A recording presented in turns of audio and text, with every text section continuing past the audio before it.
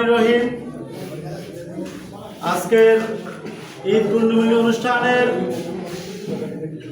আগত নেতৃবৃন্দ, আজকে আমাদের এখানে মেহমান হিসেবে উপস্থিত আছেন বিএনপির মনোগঞ্জ উপজেলা বিএনপির যুগ্ম আহ্বায়ক, রাজপথের লড়াকু সৈনিক জনাব মাসুদুল আলম বাচ্চু ভাই, আজকের মঞ্চে উপবিষ্ট আমার সহযোদ্ধা সংগ্রামী সদস্য সচিব জনাব নূর মোহাম্মদ মেহেদি, আজকের মঞ্চে উপবিষ্ট রাজপথের লড়াকু সৈনিক জনাব মনোগঞ্জ উপজেলা ছাত্র দলের সিনিয়র যুগ্ম আহ্বায়ক নাদিম মাহমুদ, মঞ্চে উপবিষ্ট মনোগঞ্জ উপজেলা ছাত্র দলের ১ নং যুগ্ম আহ্বায়ক রাশেদ ভাই, মঞ্চে উপবিষ্ট ইউনিয়ন প্লাস মনোগঞ্জ উপজেলা ছাত্র দলের যুগ্ম আহ্বায়ক মাসুদ আলম ভাই, এবং আমার বিভিন্ন ইউনিয়ন থেকে আগত মনোগঞ্জ উপজেলা ছাত্র দলের যুগ্ম আহ্বায়ক সদস্য এবং ইউনিয়ন নতুন নেতৃত্ব আগত নেতৃত্ব, সবাই আমার সালাম গ্রহণ করুন। আসসালামু আলাইকুম। আমার বক্তব্যের শুরুতে আমি সবাইকে ঈদুল আজহার শুভেচ্ছা জানাই, সবাইকে ঈদ মুবারক। সম্মানিত উপস্থিতি, আজকে আমরা এখানে নেতৃস্থানীয় লোক উপস্থিত হয়েছি, তার মধ্যে আমরা 11টা ইউনিয়ন থেকে আমরা বক্তব্য শুনেছি, কিন্তু আমাদের আজকে ঈদ পূর্ণিমা অনুষ্ঠানের আমরা আজকে বড় ঘটাও করে করা দরকার ছিল, কিন্তু আমরা করেছি হচ্ছে আমাদের এখন যে তাপমাত্রা চলছে সেই দিক চিন্তা করে। এবং আমাদের জননেতা আবুল কালাম সাহেব আমাদেরকে একটি দায়িত্ব দিয়েছেন যাতে আমরা দ্রুত কমিটি গঠন করে সব দিক চিন্তা ভাবনা করে আজকে আমরা শর্ট করে এই পূর্ণমিলনা করেছি। তো যদি হচ্ছে আমাদের তাপমাত্রা অনুকূলে থাকতো আমরা হয়তো ঘটাও করে মাঠের মধ্যে আপনাদেরকে সবাইকে যাতে আমরা এই প্রোগ্রামে উপস্থিত রাখতে পারি সেই ব্যাপারে আমরা ওজন বড় করে করতাম, কিন্তু এখন আমরা যেটা করেছি এই মুহূর্তে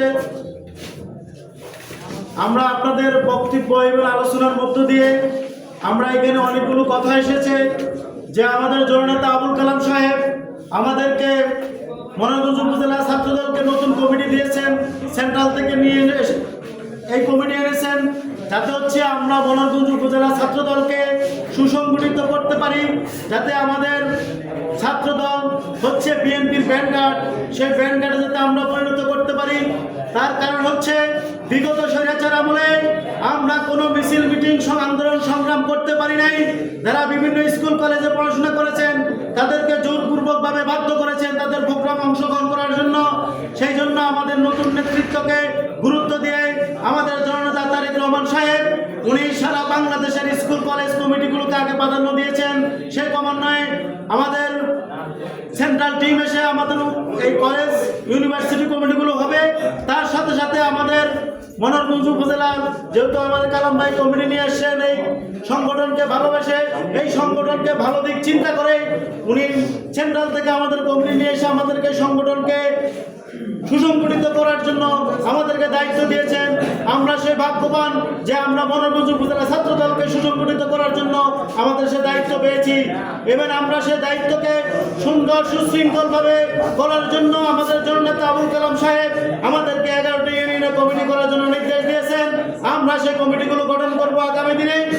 সেই হিসাবে আপনাদের থেকে আমরা আলোচনা চেয়েছি, আপনাদের আলোচনার মধ্যে অনেক পয়েন্ট এসে উপস্থিত হয়েছেন, তার মধ্যে সবচেয়ে গুরুত্ব আমার কাছে পেয়েছেন যারা 5 আগস্টের আগে এই দলকে অন করে মামলা হামলা খুন মৃত্যুর ভয়কে উপেক্ষা করে রাজপথে যারা এই ধানের ঝান্ডা ধরে রেখেছেন তাদেরকে আমরা সর্বোচ্চ মূল্যায়ন করব ইনশাআল্লাহ।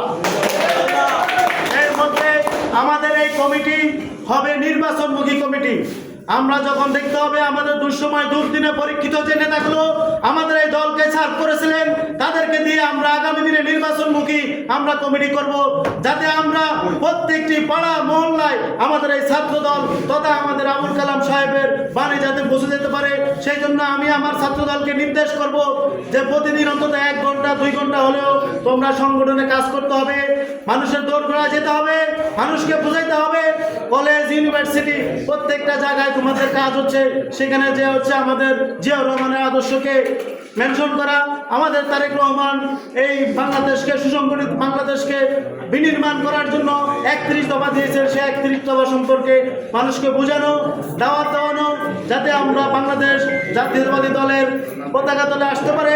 সেই জন্য আমরা যারা 5 আগস্টের আগে প্লাস হচ্ছে এই আগামী দিনে যারা নেতৃত্বকে ধরে রাখতে পারবে, ভোট বাহিনীকে প্রতিহত করতে পারবে, এবং আমাদের কেন্দ্র ভিত্তিক যাদের হচ্ছে কেন্দ্র ভিত্তিক বাজার ভিত্তিক চিন্তা করে আমরা হচ্ছে আগামী দিনে যারা হচ্ছে রানিং স্টুডেন্ট এবং বাংলাদেশ জাতীয়বাদী ছাত্র দলের যে ক্রাইটেরিয়া আছে, 1 নম্বর হচ্ছে আমাদের জননেতা আবুল কালাম সাহেব ডিরেক্টলি বলে দিয়েছেন, হয়তো আপনাদের কারো খারাপ লাগতে পারে, কারো ভালো লাগতে পারে, আমাকে মাফ করবেন, কারণ আমাদের সংগঠনের দায়িত্ব দিয়েছেন, সেই জন্য সংগঠন যে নিয়মে চলে আমাকে সেই নিয়মটাই বলতে হবে। যারা হচ্ছে বিবাহিত আমরা তাদেরকে এই ছাত্র দল থেকে আমরা কমিটি না রাখার জন্য আমাদের বিএনপি আমাদেরকে নির্দেশ দিয়েছেন। তাই আমরা বলবো এখানে প্রত্যেক ইউনিয়নে যারা ছাত্র দলের যুগ্ম আহ্বায়ক আছেন আপনাদের কাজেই যাবে আপনাদের ইউনিয়ন কমিটিগুলো একটা খসড়া কমিটি তৈরি করে দেওয়ার জন্য।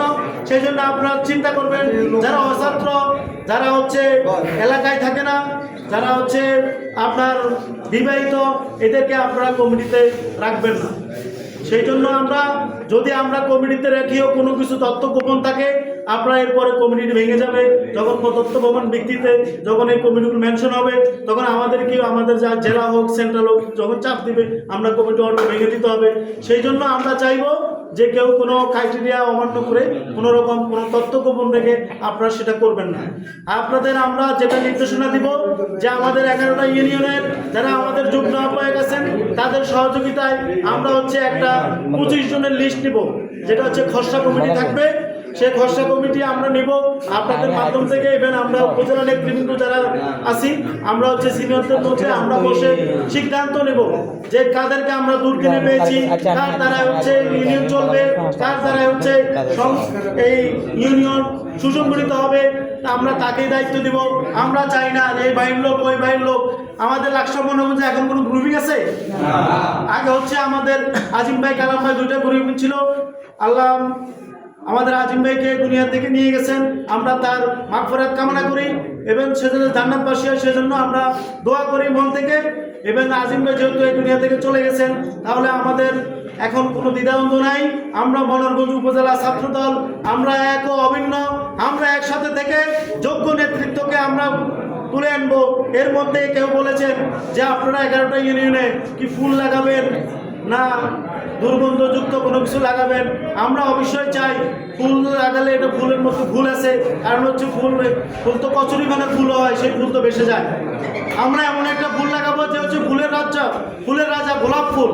আমরা যাতে এমন একজন নেতৃত্ব আমরা বের করে আনবো যাতে তার দ্বারাই প্রত্যেকটি ইউনিয়ন, প্রত্যেকটি ওয়ার্ড, প্রত্যেকটি মহল্লা যাতে সুসংগঠিত থাকে এবং তার নেতৃত্বে যাতে প্রত্যেকটা কেন্দ্র সে যাতে গুছিয়ে নিতে পারে। সেই জন্য আমরা সেরকম যোগ্য নেতৃত্বের মাধ্যমে সকলের সমর্থন নিয়েই আমরা নেতৃত্ব সৃষ্টি করব।